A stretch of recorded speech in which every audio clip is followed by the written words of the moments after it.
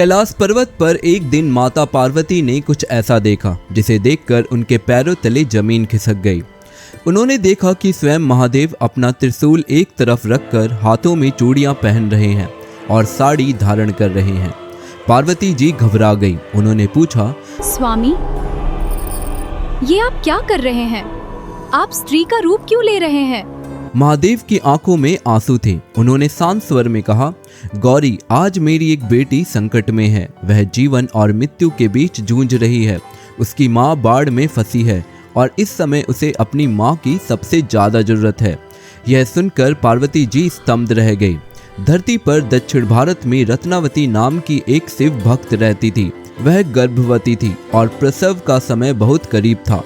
उसने अपनी माँ को बुलाया था, लेकिन तभी कावेरी नदी में भयंकर बाढ़ आ गई।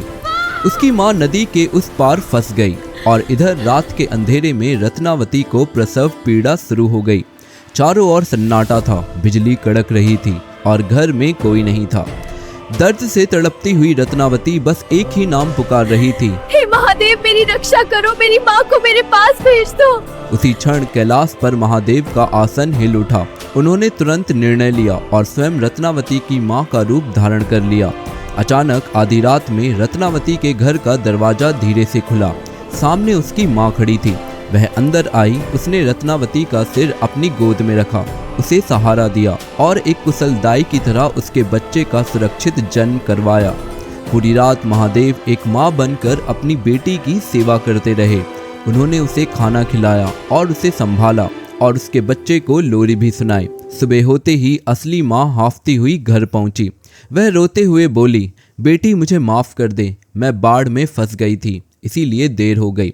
रत्नावती चौंक गई। उसने पूछा, अगर आप अभी आई हैं तो रात भर जो मेरी सेवा कर रही थी वो कौन थी? दोनों ने कमरे में देखा। वहां कोई नहीं था, सिर्फ मोगरे के फूलों की खुशबू थी और दीवार पर महादेव की एक हल्की सी परछाई थी।